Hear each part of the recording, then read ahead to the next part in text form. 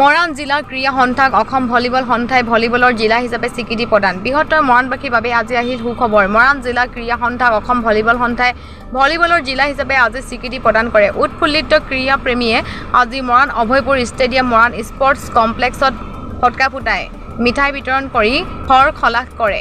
এই সময়ছোৱাত মৰাণ জিলা ক্ৰীড়া সন্থাৰ সম্পাদক সঞ্জীৱ বৰুৱা, ভলীবলৰ ৰাষ্ট্ৰীয় পৰিচালক ৰঞ্জন গগৈ, ক্ৰীড়া সংগঠক দিগন্ত গগৈ, কৈ সোণোৱাল, সাংবাদিক সুভিত কুমাৰ চেত্ৰীকে প্ৰমুখ কৰি খেলুৱৈ আৰু ক্ৰীড়া প্ৰেমী ৰাইজ উপস্থিত থাকে।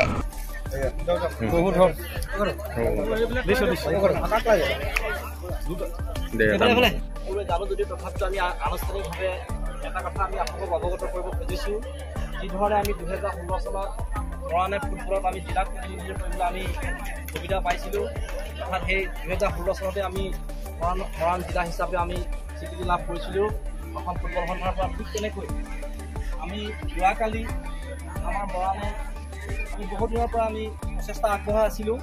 আমাৰ এই ক্ষেত্ৰত বিশেষভাৱে আমি জিলা ক্ৰীড়া সন্থাৰ সন্মানীয় সাধাৰণ সম্পাদক সঞ্জীৱ বৰুৱাদেউ আছে, আৰু লগতে আমাৰ মৰাণ জিলাৰ ভলীবল সন্থাৰ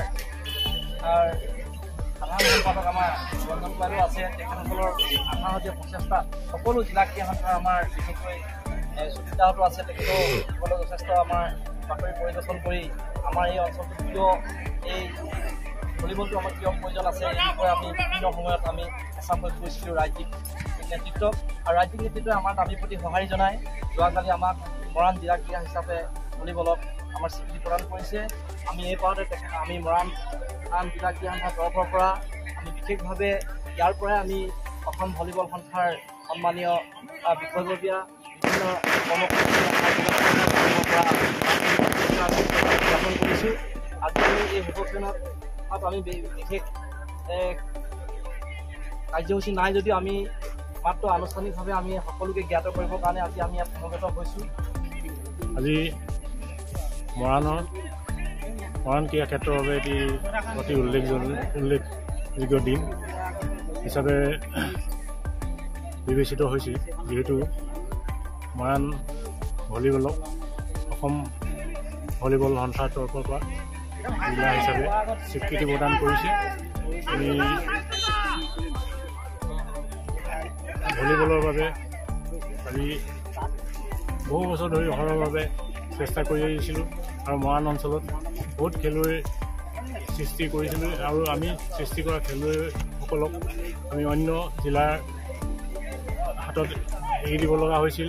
গতিকে সেইটোৰ পৰা আমি আজি মুক্ত হৈছোঁ। আমাৰ নিজে শিকোৱা ল'ৰা আমি নিজে আন্তঃজিলা প্ৰতিযোগিতাসমূহত অংশগ্ৰহণ কৰিব পাৰিম।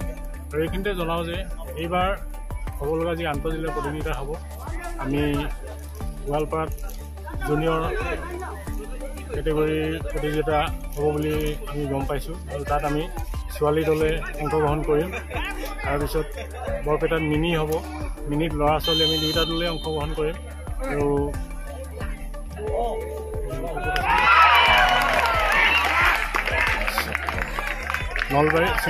নলবাৰীত হ'ব ছিনিয়ৰ কথাটো আমি তেওঁলোকে বিবেচনা কৰা নাই। আমাৰ ছিনিয়ৰ খেলুৱৈসকল আছে যদিও তেওঁলোকে ইয়াৰ আগত অন্য জিলাৰ হৈ খেলিছিল, যদিহে তেওঁলোকৰ NOC আমি অন্য জিলাসমূহৰ পৰা সংগ্ৰহ কৰিব পাৰোঁ, তেতিয়াহ'লে আমি ছিনিয়ৰ দলো পঠিয়াম বুলি